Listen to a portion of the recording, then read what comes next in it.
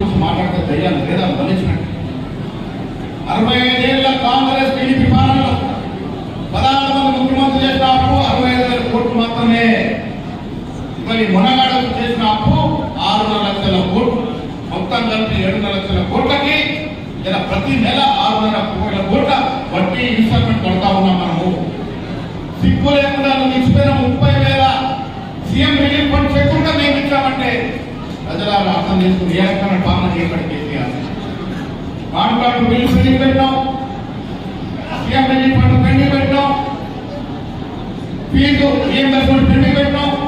మొత్తం గాడి తప్పించి ఆర్థిక విధ్వంసం చేస్తే కాంగ్రెస్ ప్రభుత్వం రేవంత్ రెడ్డి నేతృత్వం ఒకటొకటిగా రిపేర్ చేస్తూ ఈ రాష్ట్రాన్ని దేశంలో మేటి రాష్ట్రంగా తీర్చిదిద్దే ప్రయత్నం ఏం చేస్తామంటే గుండెనక్కలాగా కూర్చొని అధికారం పోయిన రక్తంతో ఎప్పుడు అవకాశం వస్తుందా అని గుండెనక్క ఎదుర్కొనే నువ్వు ఇవాళ కాంగ్రెస్ పార్టీ గురించి మాట్లాడితే ప్రజలు తీరించుకోలేదు. కేసీఆర్ అర్థం చేసుకొని మాట్లాడుతున్నా ఎంతో కలుగుతా ఉన్నా.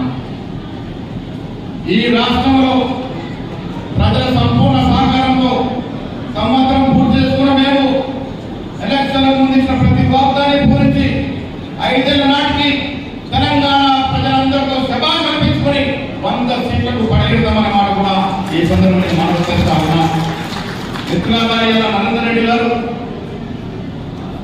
విద్యా సంస్థలకు ఎంతో మంది గ్రాడ్యుయేట్స్ కి అవకాశం ఇచ్చింది. అన్ని ఆలోచించే నరేంద్ర రెడ్డి గారు నిర్ణయం చేశాం. స్థానిక మంత్రులు ఎమ్మెల్యేల కోరిక మేరకు ఈయన అభ్యర్థిగా చెప్పినాం. ఒక్క మాట ఆలోచించాను.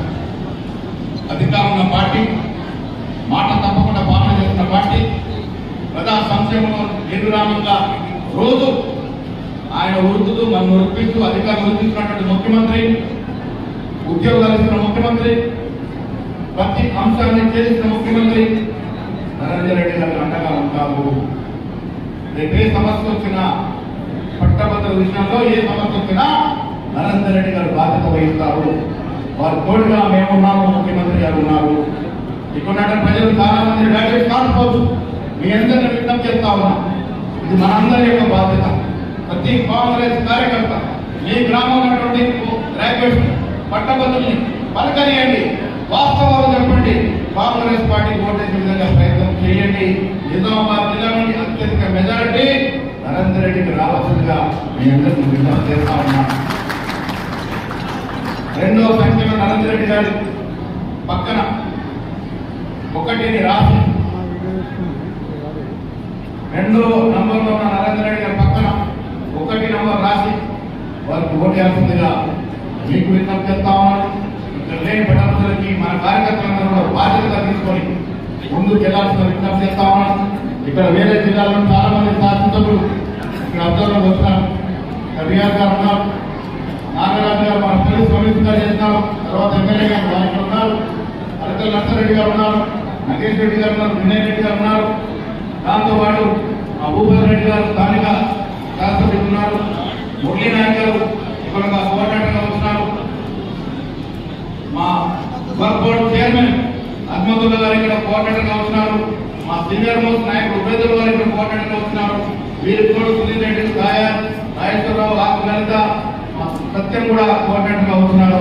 వీరితో పాటు జిల్లాలో చాలా మంది నాయకులు, సమర్థవంత నాయకత్వం ఇక్కడ ఉంది. ఈ నాయకులందరి సహకారంతో ఈ ఎన్నికల్లో విజయం సాధిస్తామని ధీమా మాకుందనే మాట కూడా నేను సుందరంగా మనచేస్తూ పత్రికా విలేకరులు మీ అందరూ విజ్ఞప్తి చేస్తా ఉన్నాను. వాస్తవాలు చెప్పండి దయచేసి.